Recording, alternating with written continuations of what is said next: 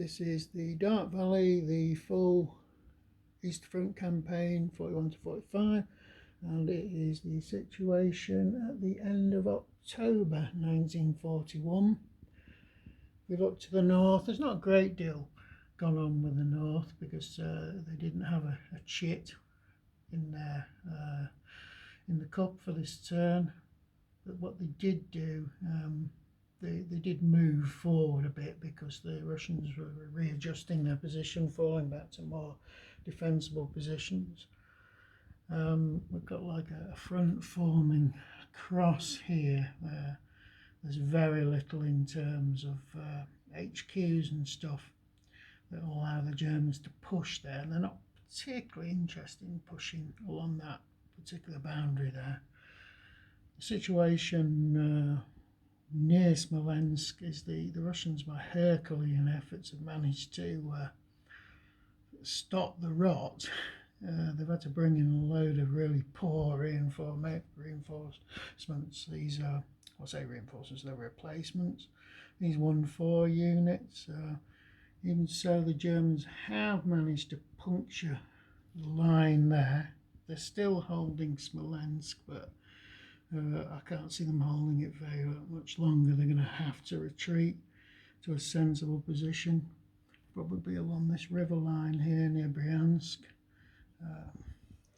So the situation in the centre isn't anywhere near as bad as it was. Now the mud weather is going to give way to mixed, which is going to be a help, because the mud really did cause problems for the Germans because they lost the zones of control for their mechanised units, and also it reduced the movement of all units on the board, except for Soviet armour, which, considering there's only one Soviet armour unit on the entire board, wasn't really that relevant. Let's think. If we go down into the Pripyat marshes, the Germans are pushing forward there and will soon be out of the marshes, but they can only really pressure that area when they get their movement shit out. In terms of the south, things aren't looking at all good for the Russians.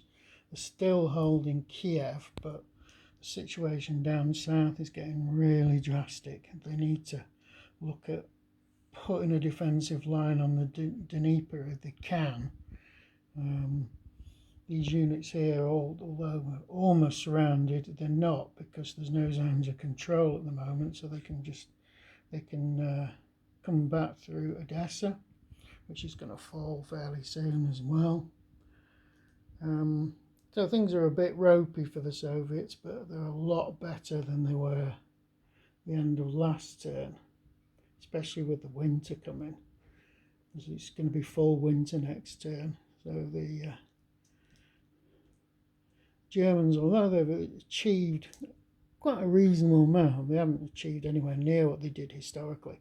And to be quite honest, I think the German historical achievements were, well, a best case scenario. I think a lot of that was due to the total ineptitude of the Soviets, rather than anything else. Okay, so it's all to play for.